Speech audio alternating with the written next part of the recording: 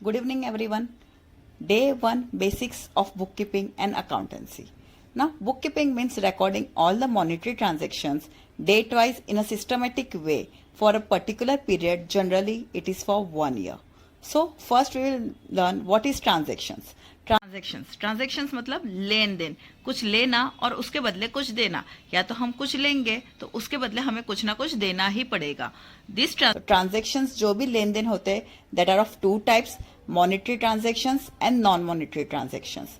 Non monetary transactions तब था जब इवोल्यूशन ऑफ मनी नहीं था, जहां पे मनी सिस्टम नहीं था.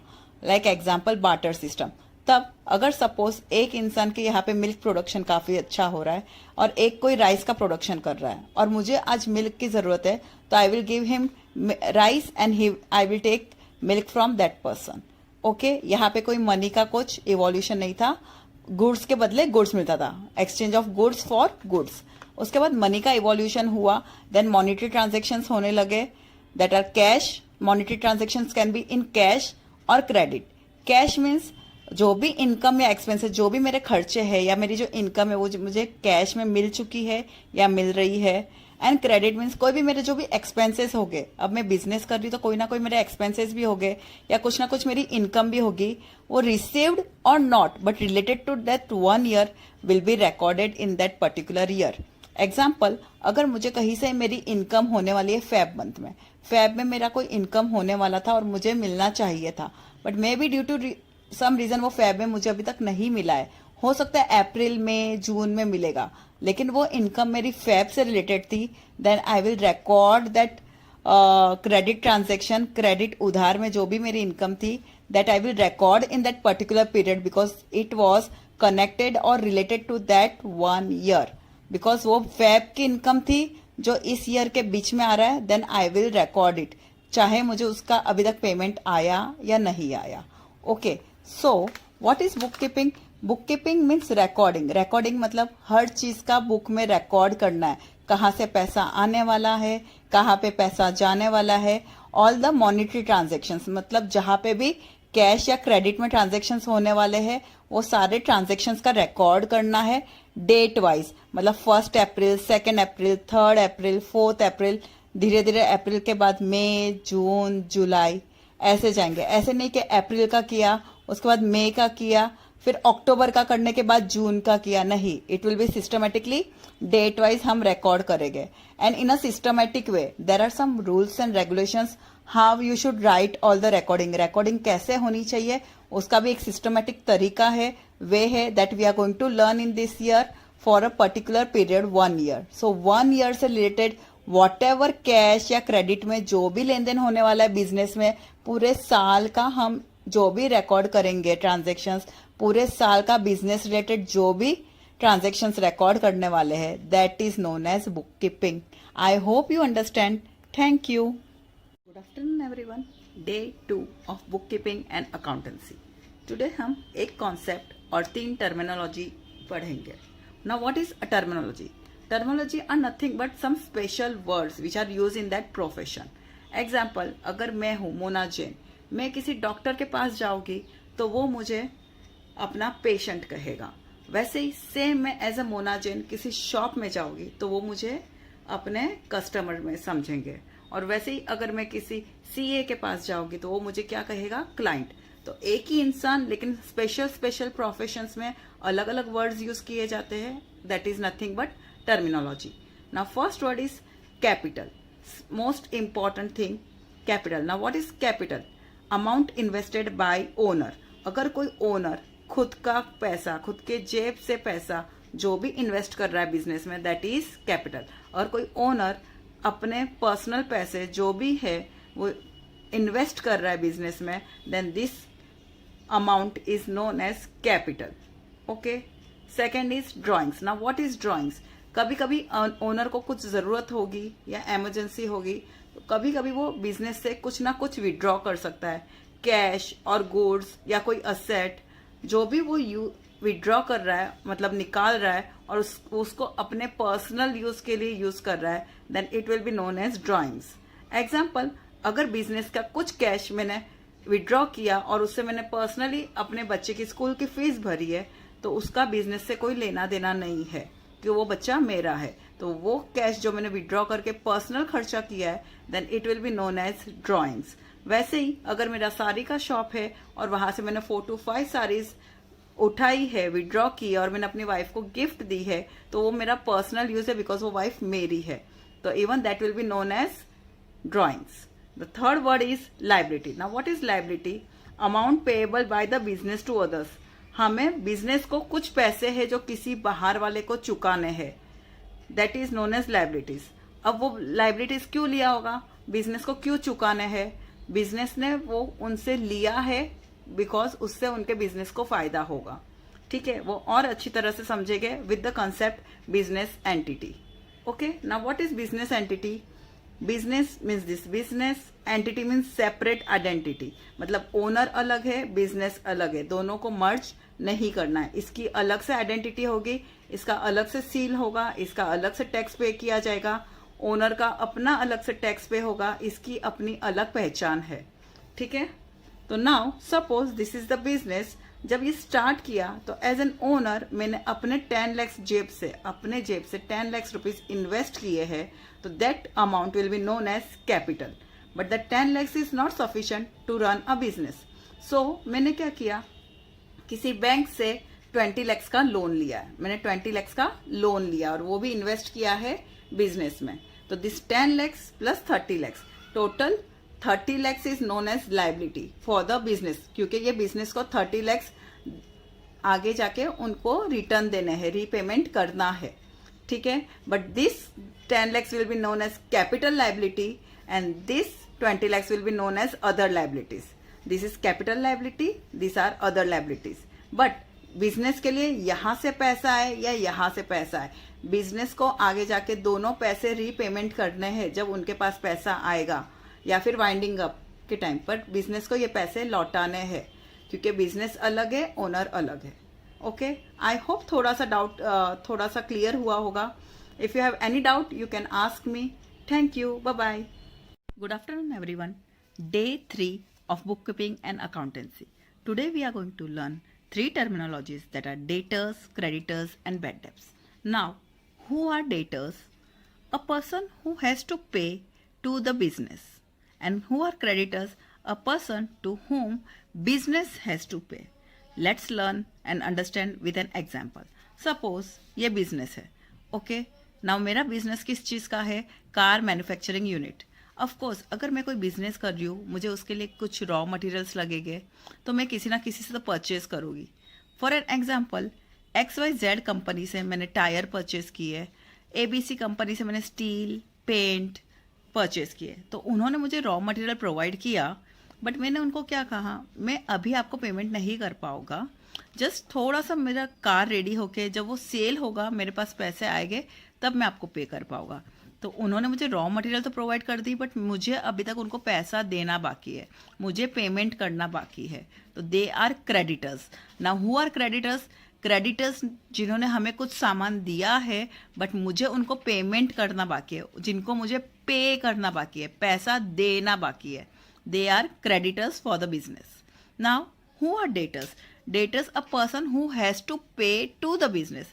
नाउ डेटर्स वो लोग हैं जो बिजनेस को पैसा देंगे। नाउ सी, जब मैंने यहाँ से रॉ मटेरियल लिया, अब मेरी कार रेडी हो गई, मेरे प्रोडक्ट्स रेडी हो गए, मैंने अलग अलग शोरूम में सेल करने को दिया।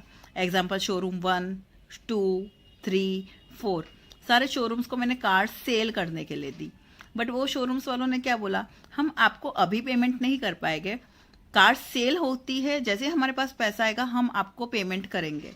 तो जब बिजनेस ने उनको प्रोडक्ट्स तो दे दिया, लेकिन वो उन्होंने अभी तक पेमेंट किया नहीं है, तो कैसे प्रोडक्ट्स बाहर चले गए, पेमेंट आना है, पैसा आना है। जब बिजनेस को बाहर से पैसा अंदर आना है, they are debtors for the company. Okay, see again, business ने कहीं से रॉ मटेरियल परचेज किया है बट उनको पेमेंट नहीं किया है, तो जिनको बिजनेस पे करेगी पैसा, they are creditors.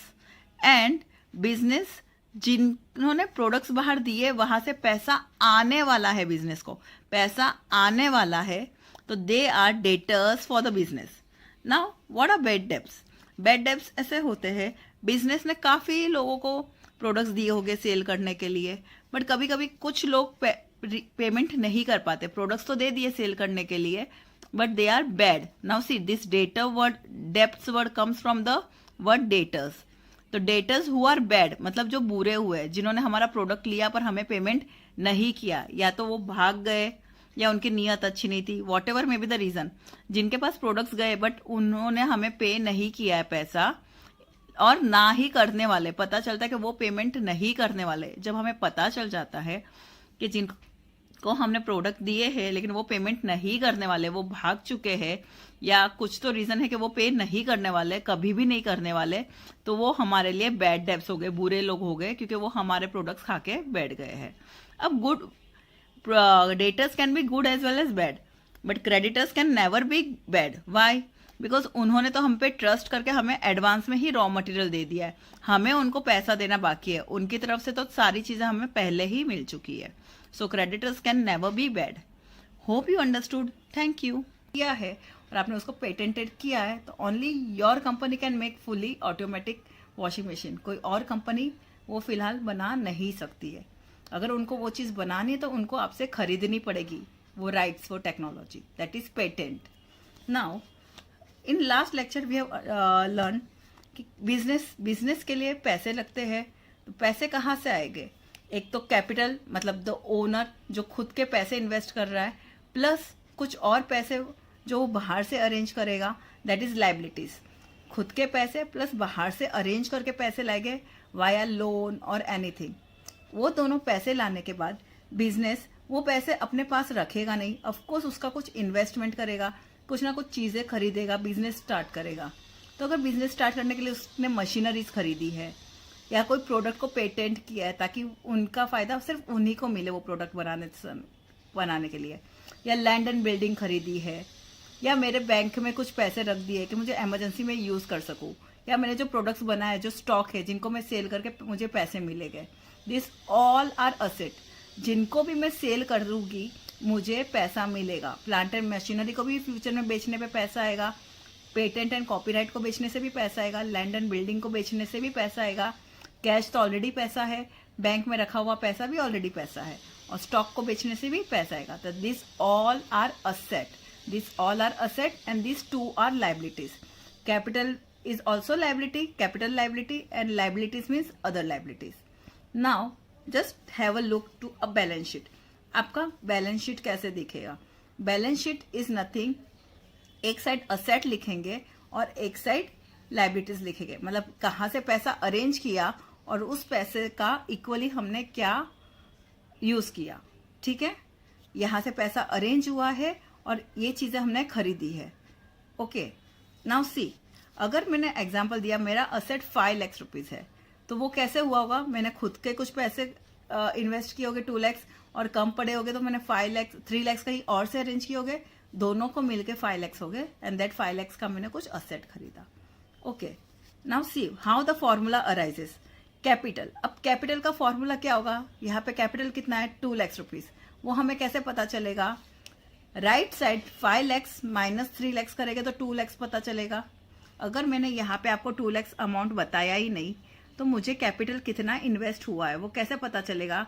This 5 lakhs minus this 3 lakhs, you will give me 2 lakhs rupees. So formula for capital is assets minus liability will give me capital amount. Similarly, अगर मैंने liabilities कितना है मुझे पता नहीं है तो I will do asset, right hand side के 5 lakhs minus 2 lakhs करूँगी तो I will come to know that liabilities is 3 lakhs rupees. The formula will be asset minus capital, which will give me how much liabilities I am having. Similarly, how much asset I am having. अब मेरे पास asset कितना है वो मुझे नहीं पता है तो how will I get this 5 lakhs rupees? Capital plus liabilities. मतलब कैपिटल का 2 लाख रुपया और लाइबिलिटीज का 3 लाख रुपीज, दोनों को मिलके मेरा असेट बनता है. Okay, this is the formula for asset. I hope you understood. Thank you. Good evening everyone. Day 5 of bookkeeping and accountancy. Today will be the last lecture of chapter 1 and from tomorrow chapter 2 practicals will be started. Now, goods. Articles that are purchased or manufactured to sale are known as goods. Let us understand with an example. This is a manufacturing unit, my factory where I am producing or manufacturing watches. Now I'm selling these watches to a retailer on daily basis, and this retailer is selling to the consumer. So watches will be goods for me as well as retailer, because I am selling watches on everyday recurring basis. रोज मेरा cell सिर्फ और सिर्फ watches का रहेगा. But बीच में कहीं अगर मेरी कोई मशीन आउटडेटेड हो गई है, पुरानी हो गई है, खराब हो गई है, और मैंने एक हाथ मशीन बेच दी, तो that machine will not be considered as goods, because उसको मैं डेली बेस के लिए सेल नहीं करती हूँ, हार्डली 1 या 2 बार कर रही हूँ. Okay, I hope you understood. जो चीज का डेली बेस पे सेलिंग होता है that are known as goods.